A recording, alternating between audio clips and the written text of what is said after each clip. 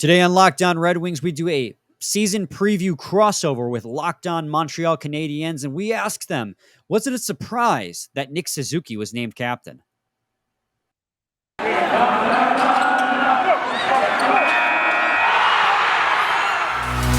You're Locked On Red Wings, your daily podcast on the Detroit Red Wings, part of the Locked On Podcast Network, your team every day.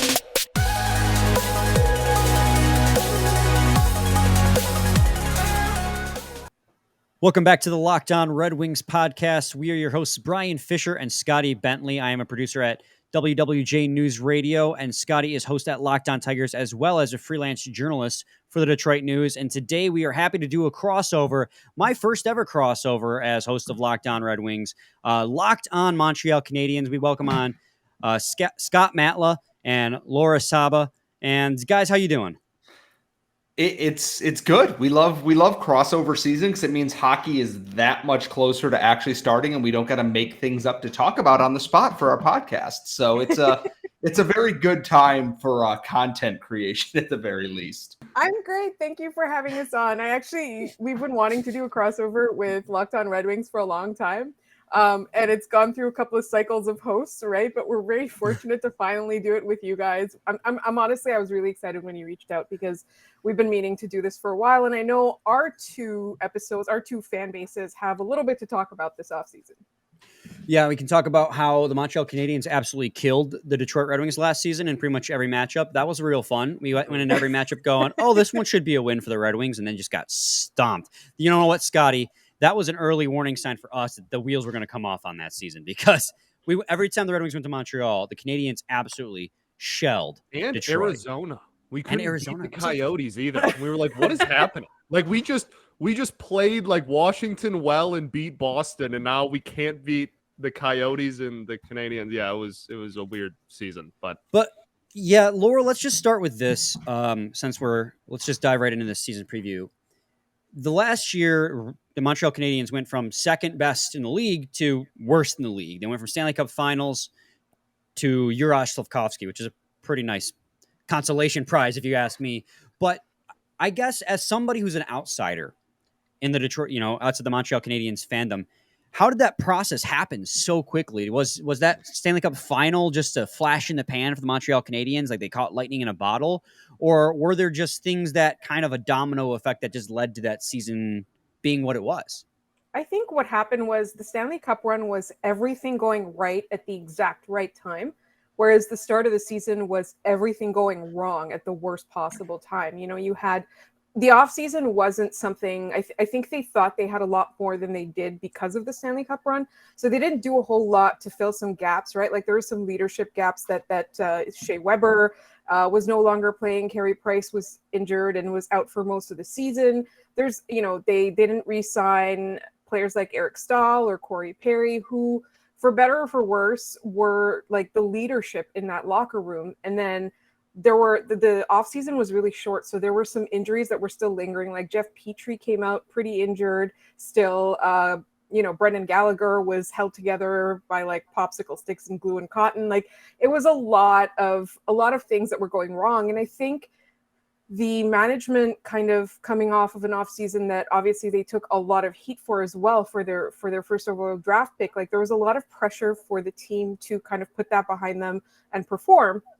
And instead, they didn't really have all the solutions. They didn't have the solutions in terms of personnel because they didn't sign enough people. Like their big free agent signing was Mike Hoffman, who everybody in the Montreal fan base wants traded right now.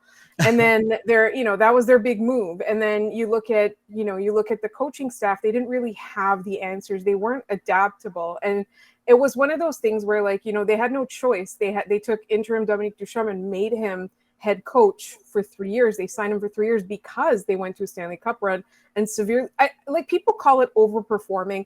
I think they played really well in that Stanley Cup run, but they were helped a lot by a lot of other factors. And I think they didn't compensate for those factors, right? I don't want to delegitimize what they accomplished. It was amazing. It just, those players altogether did not come back. They did not come back in the same condition. And the coaching staff was just literally not adaptable. I think that was the problem. It was I to piggyback off what Laura said here, everything that could go wrong into last season did. Like even when Jake Allen played well and he did a lot, you look at his record, he had 20 losses on the season. He was injured for most of it, and he still put up a 905 save percentage, which was basically a Herculean task behind the Canadiens.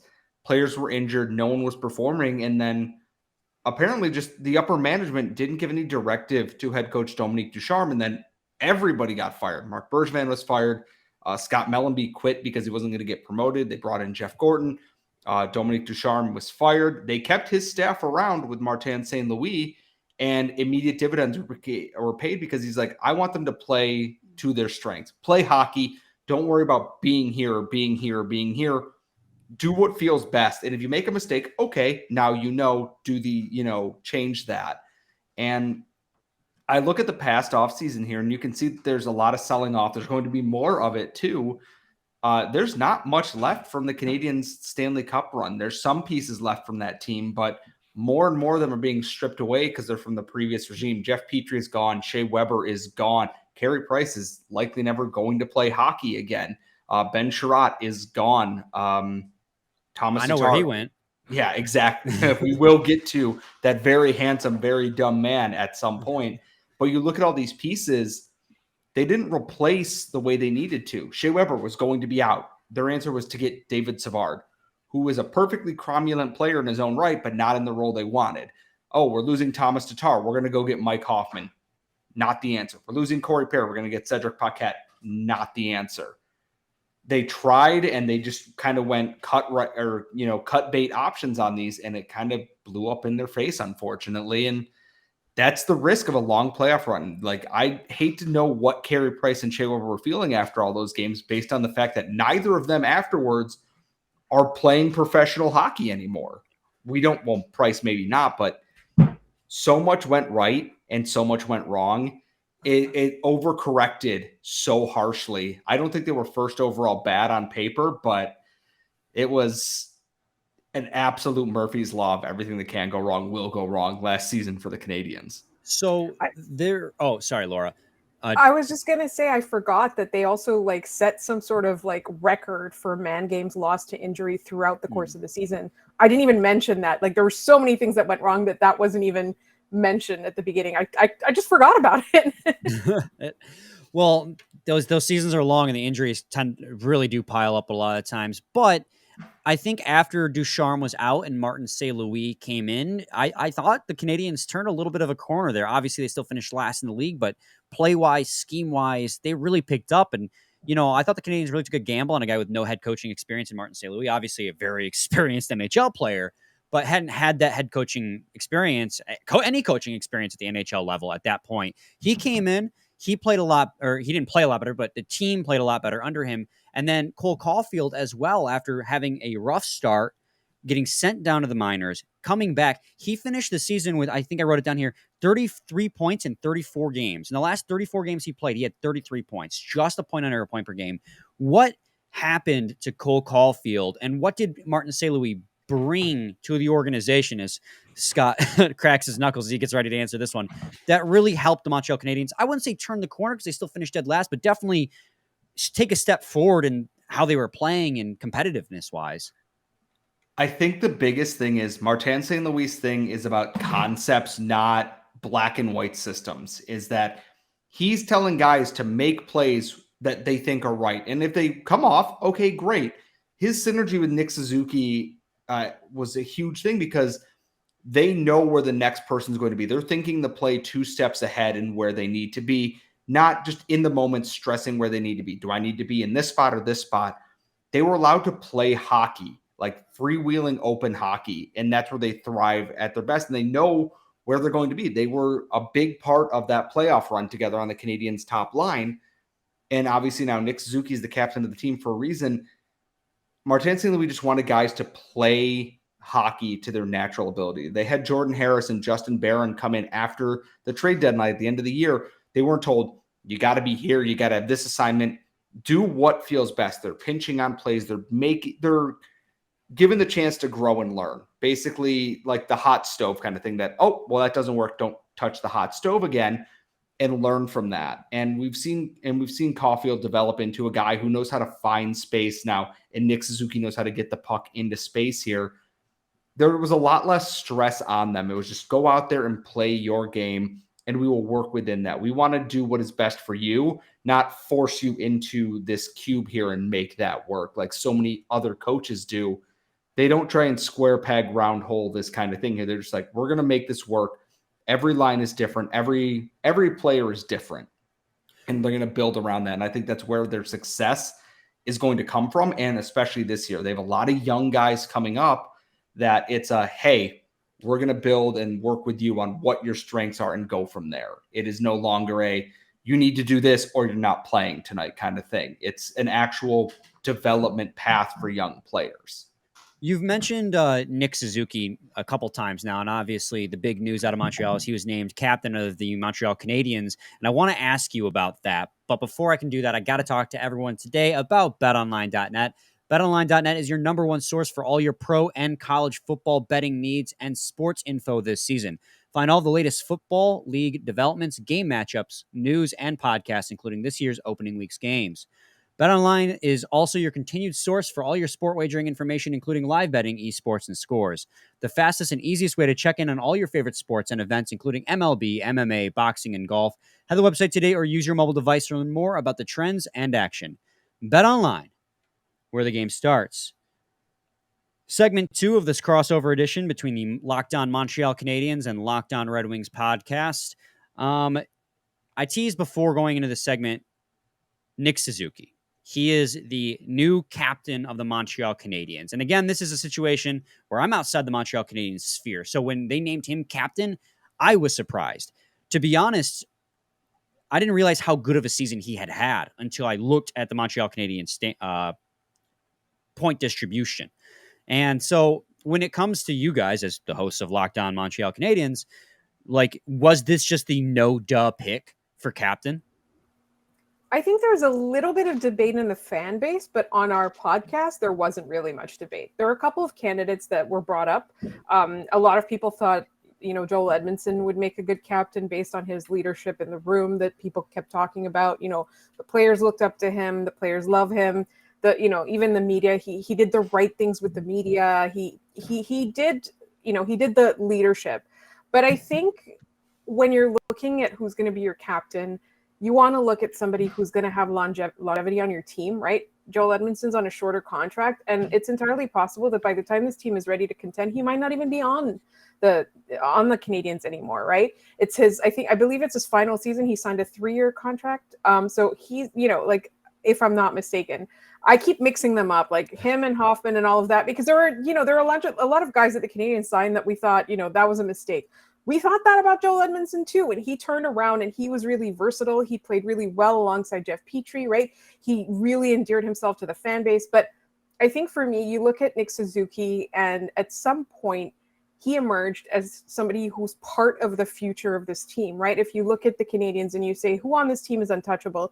You've got Nick Suzuki, you've got Cole Caulfield, and you've got probably you've got Slafkovsky, depending on how his first year goes, right? Like, you're not going to trade your first overall pick right now, but we can predict that he's going to be untouchable, right? So you look at who's going to have longevity, and then you look at the person's attitude. For whatever reason, I don't know if it's just the Canadiens or if it's this fan base or if it's the history, they like quiet leaders. They like leaders who they don't make a lot of noise, who aren't too flashy, who kind of, they have like this like old soul kind of quality to them.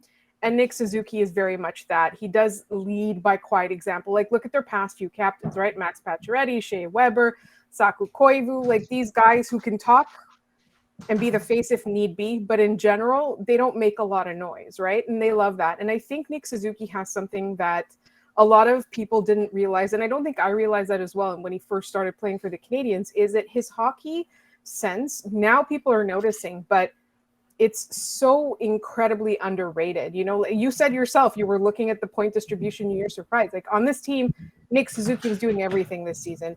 And he sees the ice in such a way that, like, I believe that when Martin St. Louis took this job, he was one of the players he was most excited to play with or to coach, right?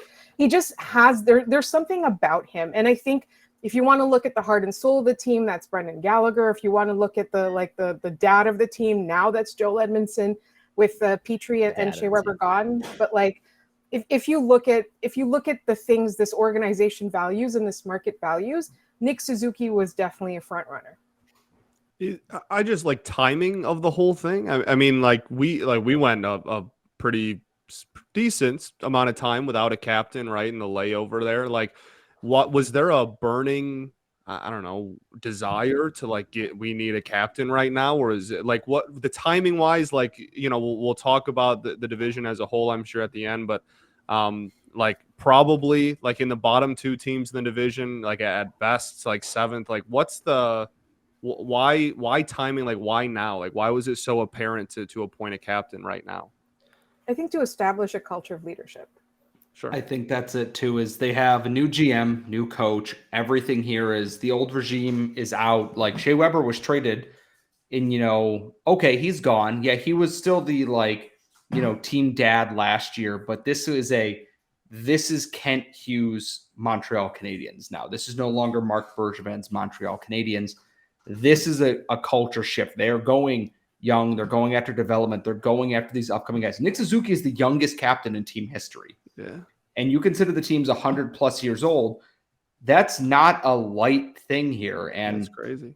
I think it's just a statement that it's like, we are changing the history and the narrative of this team now. This is the new Montreal Canadiens. This is not the old one. This is the one you're going to see now, whether you like it or not. Nick Suzuki has earned that. He was at the draft. He was around for development camp, took all the young guys out to dinner. He's been everywhere. He has been, you know, a huge help for the Canadiens this offseason with so many young guys.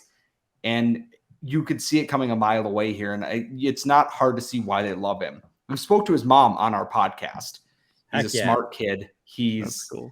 He's everything the Canadiens want in the captain in their history. He has grace and class off the ice and on the ice. And he is just such a dynamic player. He's everything you want with that C on their chest every single night. And I this fan base, it's like everyone's like, don't start, you know, running him out of town like you did Max Pacioretty or whomever. It's going to be fine. He's Nick Suzuki after all. So cool. Then my final question before I turn the table over to you guys, and you can ask us whatever you want to know about Ben Chiarot, the Detroit Red Wings. Obviously, you guys reaped the benefits of the Red Wings getting screwed over a few years ago in the adjusted draft lottery and got the number 1 overall pick and drafted Juraj Slafkovsky, which up until the day of the draft was thought to be unheard of. Do you expect Juraj Slafkovsky as a number 1 overall pick to make the Montreal Canadiens, and what kind of impact do you expect him to have in year 1? And can you just really quickly, while you answer this question, just mix in like a draft night reaction? Because like, what a night, right? Like, so I'm so glad you asked, because I was there. I was covering the draft for Habs Eyes on the Prize. I cannot describe the noise that crowd made. You could hear the intake of breath in the Bell Center, and it wasn't all cheers and it wasn't all boos. And it wasn't so dominant. It was just this amalgamation of noise. It's a great word. That I cannot describe it. It was apprehensive excitement, I think. And this kid gets up, and obviously there's the Shane Wright stare when he's going across the stage, which I've learned apparently someone showed Jeff Gordon a tweet of me making a joke that he was staring at Martin St. Louis eating a bag of chips. It's I think I remember that. It's very hard to place, but he very quickly won over the fans. Like, well, what are you going to do to win over, fans of Montreal? It's like, I guess we're going to win hockey games, or I'm going to, score goals. It's like, I heard that one before. He's cocky without being arrogant. He's right on that fine line, but at the same time, he's a giant child. He got his braces off like 3 weeks before the draft. He's gigantic. Also, he might not start the season in the NHL. And you know what? The Canadiens are about development now. They're not about trying to force things to work, like Jonathan Drouin at center, Max Domi at center, Mike Hoffman in general, David Savard is the first pairing defenseman. They're not going to force things to make them work. He's going to play for the Laval Rocket in the AHL at some point this year, unless he comes in and is just lighting it up, at which point, cool, awesome. First overall pick. He's great. And if not, it's like, okay, we can give him some time with the Rocket. They got within a game of the Calder Cup finals last year. They lost in 7 games to Springfield in the Eastern Conference finals. Their coaching staff would love Juraj Slafkovsky on their team. I would too, because more people would read the stuff I write about the Rocket. But there's a chance he's going to bounce between the both leagues this year at some point, or if he doesn't stick right away, and that's fine. They don't need to rush him right away to getting there. If he goes back to Finland, that's fine. I don't think he's going to, because I think they want him over here. There is no wrong answer for what to do with him at this point. If he makes the NHL, great. If he goes to the AHL for a little bit, great. If he wants to go back to Finland, great. The Canadiens are still going to be bad. They want to pick early again next year and get another high draft pick. It all fits into their narrative for what they want next season. All right. When we come back for segment 3 of the Locked On Red Wings podcast with this crossover with Locked On Montreal Canadiens, we'll turn the table over to our friends at Locked On Canadiens and let them ask whatever burning questions they have about the Detroit Red Wings when we come back. Segment 3, Locked On Red Wings podcast, crossing over with the Locked On Montreal Canadiens.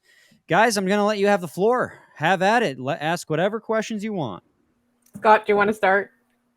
What in God's name are you doing with that Ben Chiarot contract? What? As someone who watched him for several years here, I understand the idea of Ben Chiarot. Yeah. The practical application of Ben Chiarot into a lineup that is actively trying to improve and make the playoffs at that cost may send off several red flags in my brain. And I just want to know what that make it make sense to me, I guess, from a Red Wings perspective. I can't, other than just saying that Steve Yzerman hasn't done us wrong yet, and that's such a cop-out answer. But when they signed, when I heard the rumor that the Red Wings were close to signing Ben Chiarot, I was like, okay, we need defense. And I know the defensive market's not that great. So it all comes down to term and money. But then when I saw the number, I'm like, what is it in the NHL that GMs value so much in this player? Now, he does have quote unquote intangibles.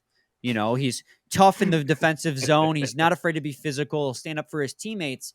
But as we talked a lot about before we recorded, he draws a lot of penalties and that hurts your team. So the biggest thing about him is he eats minutes, is he can play top pair minutes, which ultimately he's going to end up playing with Moritz Seider. And I think that is a huge upgrade over dragging Danny DeKeyser and Jordan Osterley around in the top pair, which is what Seider had to do last season. So I think that is an upgrade, but it's not like I can't necessarily justify it. It is the biggest question mark I've seen out of Steve Yzerman thus far, but Steve Yzerman has enough cachet to give him the benefit of the doubt so far. So maybe Ben Chiarot will turn into the guy that everyone thinks he apparently is by trading, obviously you guys know you got a first round pick out of Ben Chiarot. So there's something there that first round pick. Yeah. And a player, a prospect, like a literal human prospect. There's something that we must not be seeing. So Scotty, you got anything to add on that? No, I mean, it's this defense was absolutely horrific last season. Worst in the league. And like, it's, I know that adding Ben Chiarot doesn't instantly make you go like, oh, that's going to improve a defense. But when you're talking about like one of the worst defenses I've ever laid my eyes on, like, that's something. And we've talked about it before. Like, I think he's going to be in the top pair. Like, I think he's going to be in the top pair with Seider. And I don't know, a veteran, physical veteran, like pairing him with the young, like prized, like future of the franchise. Like, I'm sure that's part of it, but I don't think anyone's going to be able to, before we see him play in a Red Wings uniform, be able to tell you anything that's going to make you go, oh yeah, that's worth like 4 years, $475. Like that makes sense. Like, I don't think you're going to get that explanation out of anybody, but I do think that, kind of like what you said, the idea of him there is actually really appealing. It's just the execution of said idea that is what people are kind of caught up on, rightfully so. But also, I think a little bit of it, and the final thing too, is a little bit of it is also just that's the free agent market. Like, you're always going to end up overpaying for a guy, especially when you want to have a guy here for multiple years. You're going to end up overpaying him. And I think that's what that was. I don't think that any team would have gotten Ben Chiarot for anything less, because he was looking for a longer term. Not that 4 years is incredibly long, but at 31 years old, that's going to take him to his mid-30s. He's securing the bag, and that's what free agency is. So I think in the end, that played a huge role into it too. And like, don't get me wrong, I'm happy for Ben Chiarot, but I'm also really happy that it's like another team. That kind of leads me to one of my follow-up questions, is that a lot has been made in Montreal about the quote unquote the plan. Like, what is Jeff Gorton and Kent Hughes' plan? Like, what's their philosophy? What's all of that? They obviously have come out and said they want to be dynamic, they want to be fast, they want to be smart on the ice, they want speed and skill over necessarily like size or whatever. That's one of those things. And we got a really interesting glimpse. They posted a video behind the scenes of the draft. So like, they posted, snippets of the interviews with the guys they actually picked and the conversations they had with the scouts and, a few days before the draft. And I thought it was really interesting because it's not like they don't value size at all, but they talked a lot about certain things that they liked about the players. And they really seem to be, one of the things I would describe them as is bold. But if you were looking at like, what is their philosophy? They're definitely going for speed and skill. So, now Yzerman's been around for a couple of years, obviously favorite son of Detroit, right? And there have been a couple of changes. Like, this is their push. This offseason was we have to take a step forward. There's a coaching change. Like, what would you describe his team building philosophy as, and how confident are you two in his decision making?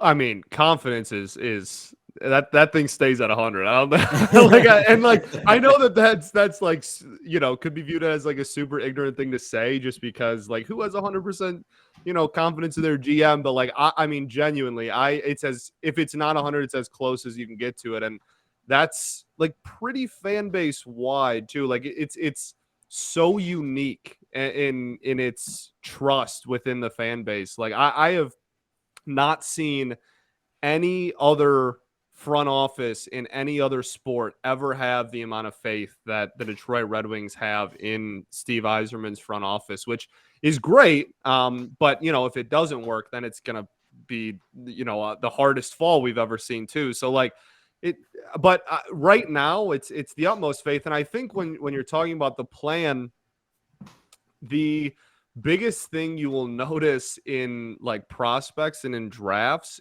is at the blue line, you are going to get the biggest defenseman you've ever seen, but they all skate well. That's like his favorite thing. If you find a 6'8" Swede that skates better than most 6'8" Swedes do, he's a Detroit Red Wing, and you might as well just like book it. Like, that's all there is to it. And I think that's the most common, like, reoccurring theme is that. Like, that it's just copy and paste. Like, all of our top defense products are Europeans that are big and skate well. And that's just over and over and over again. And eventually we're just going to have a whole blue line of that, which is great. If they even are half of what Sider was already, like that's fine by me. But I think offensively is where there's still, I don't want to say question marks, because again, like, nobody has a disbelief in what he's building, but I think offensively is still where you're trying to see.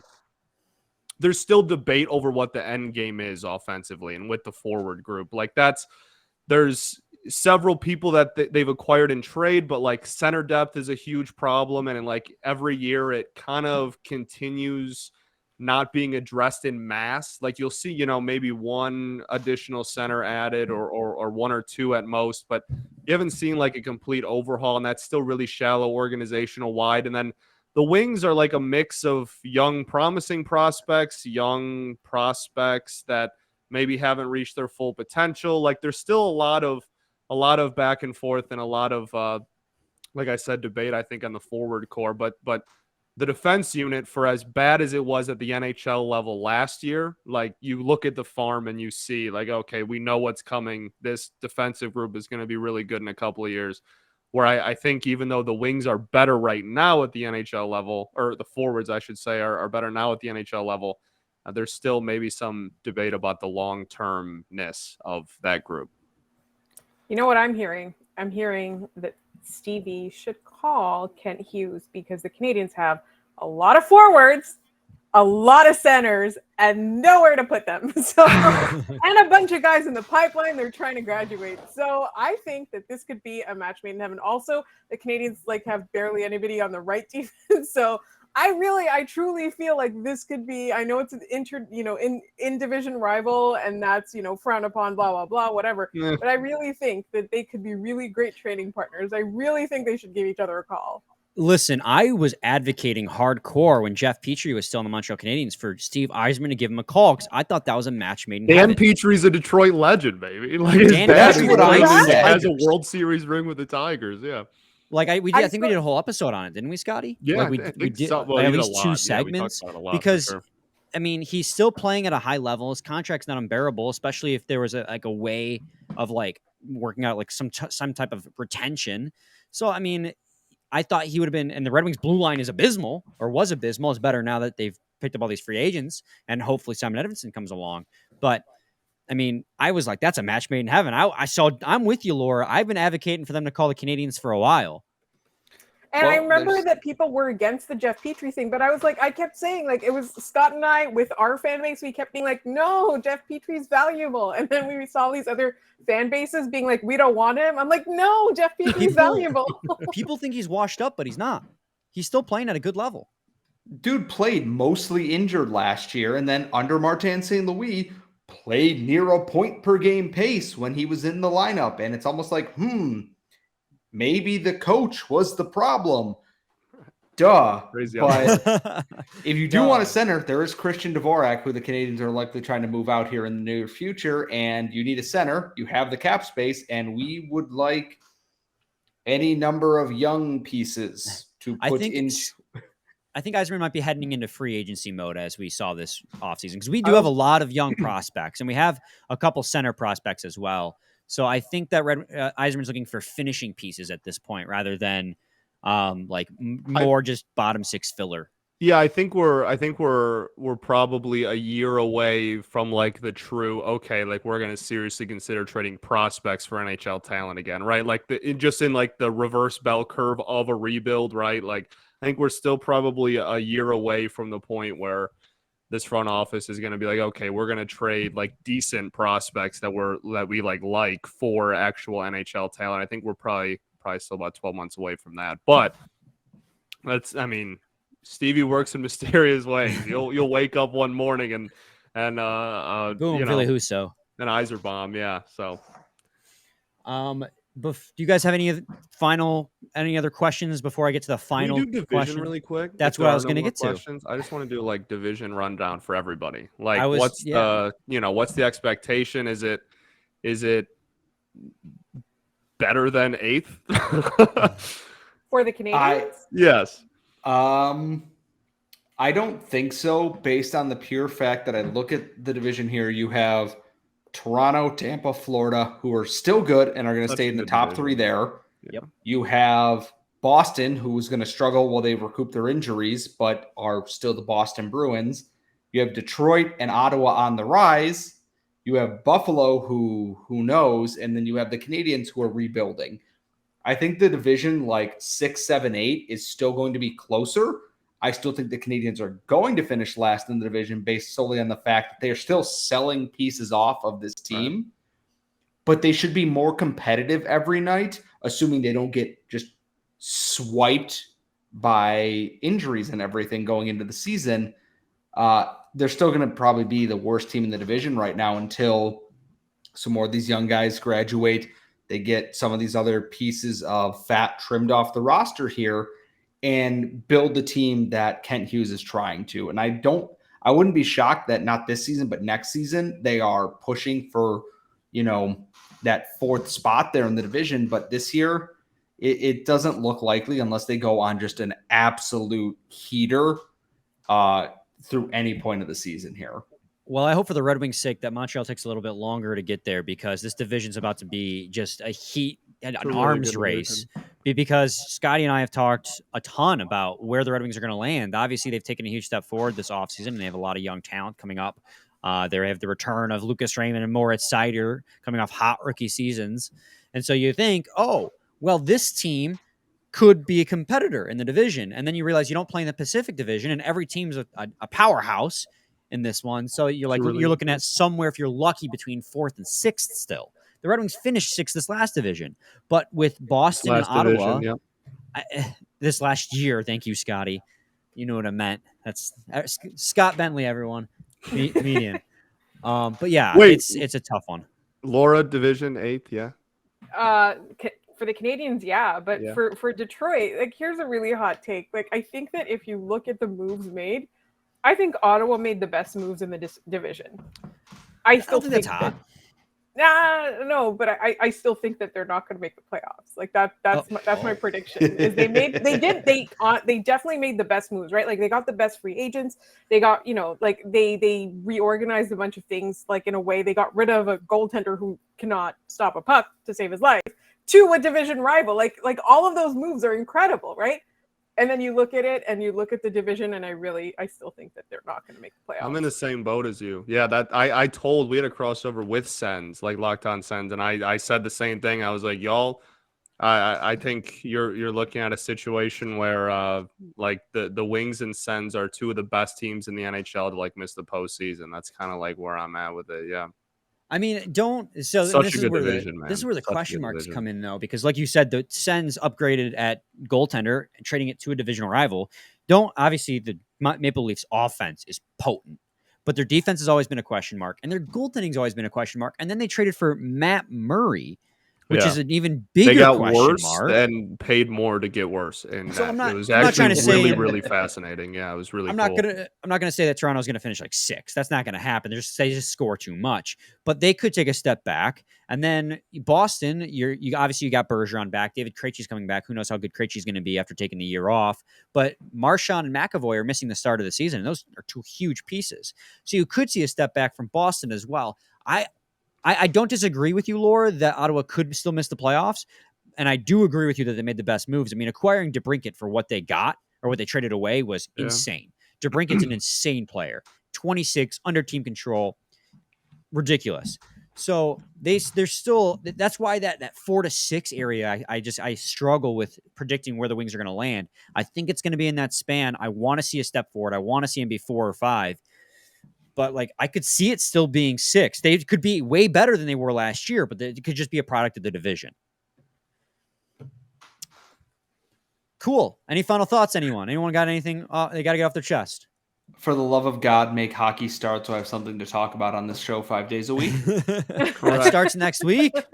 Right? Next week? Yes, we're back to 5, and I know I hope our listeners are ready for all kinds of prospect talk still. Same.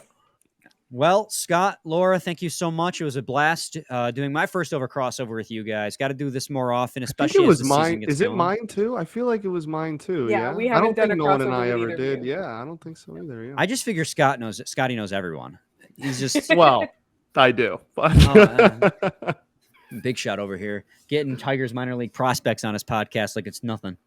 Mm-hmm. Big shot. Yeah. Cool. Thanks again, guys. We'll do this again. Thank you to you guys too for inviting us, because like honestly, we've been meaning to do this, but somebody has to like actually like do the logistics, and I'm so grateful to you guys for this. Oh, I'm so bad at it too. I think out of the division rivals, so to speak, we've only done you, Panthers, and now Senators since my tenures began. We haven't done like Leafs, and it's like that's my bad, because I got to reach out to these guys and get it going, because these season previews are so important. So, but ask about Matt Murray. Ask about Matt Murray. We will. Scotty and I will be back on Friday. Laura, Scott, everyone knows you're Locked On Montreal Canadiens, but where can everyone find you? We are at LO_Canadiens on Twitter, Locked On Canadiens on YouTube. You can follow Laura at The Active Stick and myself at Scott Matla. Don't yell at me. I just make GIFs. Please and thank you. All right. Sounds good. We'll be back on Friday. Same time, same place. It's your team every day. Every day.